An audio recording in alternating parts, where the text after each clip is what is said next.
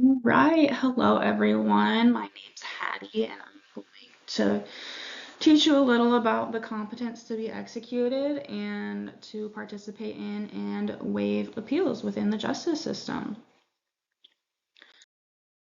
So, during this little PowerPoint, we're going to go through a few topics. We're going to start with the introduction so that we can really understand what this competency holds and focuses on. Then we'll move on to the legal tests that we use to determine this competency, some evaluation issues with those said legal tests, and then treatment issues for these individuals that are found competent or not competent. And then we'll wrap it up with an article that kind of focuses on some of those treatment issues and ethics. And then we'll have a discussion question kind of relating to the ethics and then the content of that article. So, a little bit of an introduction. It's important to note that this particular competency is falling under a broader umbrella of competencies or decisional competence.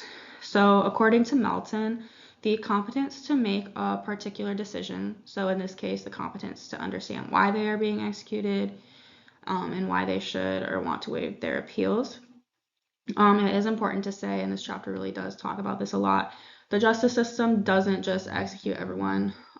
They're not just going to execute you. They go through rigorous processes to make sure you are competent.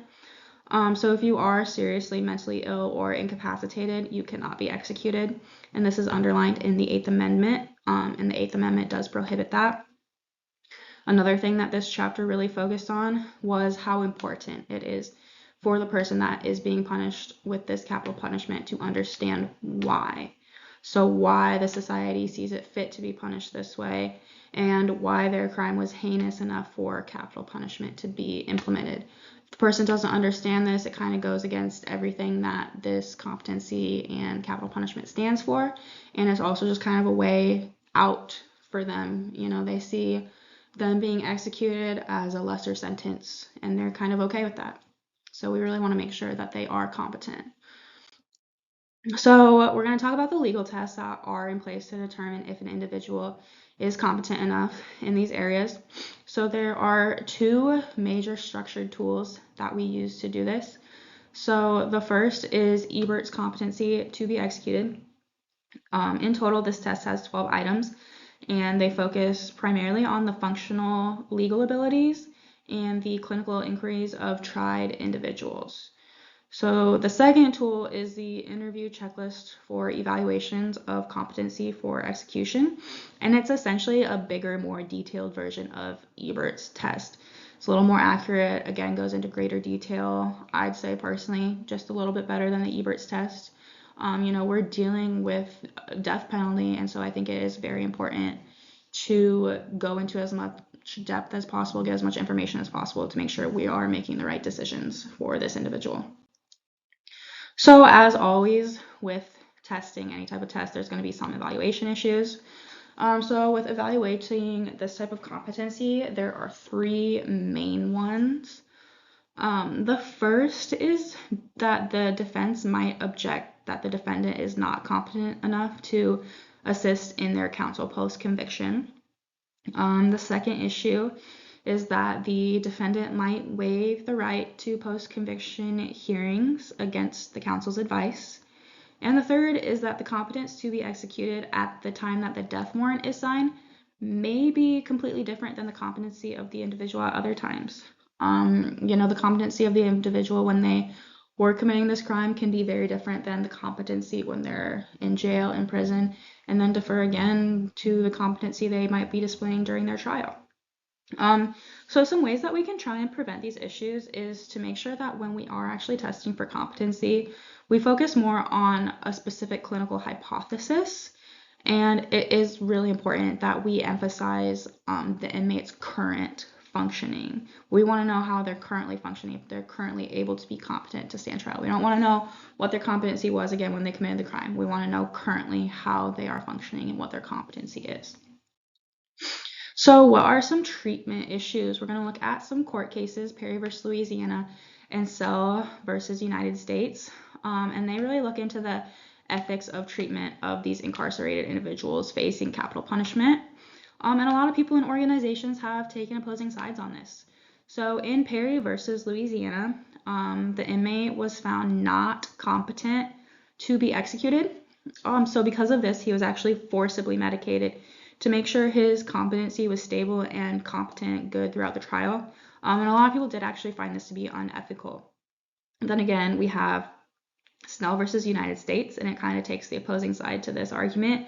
And it was actually found that if the defendant was not competent to stand trial, they could actually refuse and have the right to refuse medication, only under 3 extenuating circumstances, though. So the first being that they weren't, super dangerous individuals to themselves, others.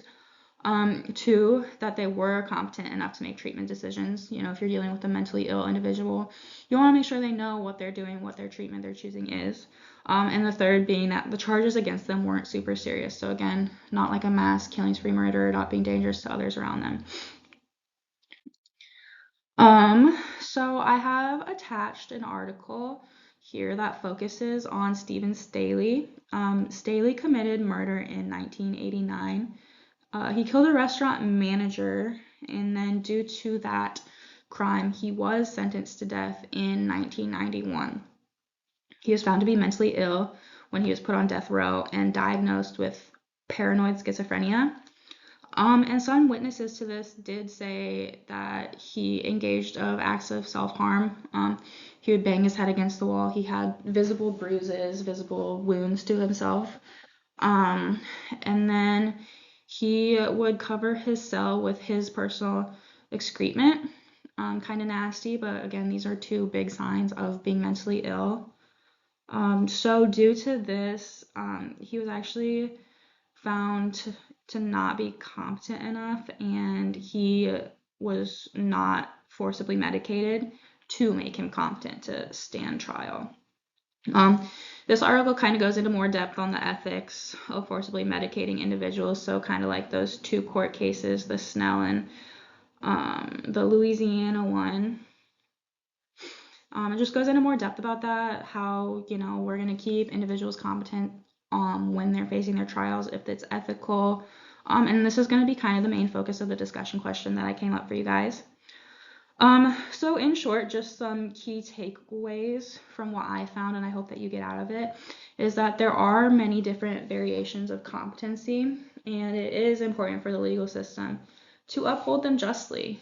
And then there are the 2 main legal tests, the Eberts and then the evaluations of competency. And then the ethical question that is really important. Should we forcibly medicate individuals to keep them competent, or should we not? So my discussion question is, do you think Staley should have been forcibly medicated so he could have been found competent to be executed? Do the mental disorders, so the paranoid schizophrenia he was displaying while incarcerated, show enough for him not to be forcibly medicated, or were they severe enough that he should be medicated? Should he have been medicated to protect himself and the others around him? What was he displaying to do this? So yeah, thank you guys, and I hope you enjoyed my presentation. References I used, the Melton book and the article.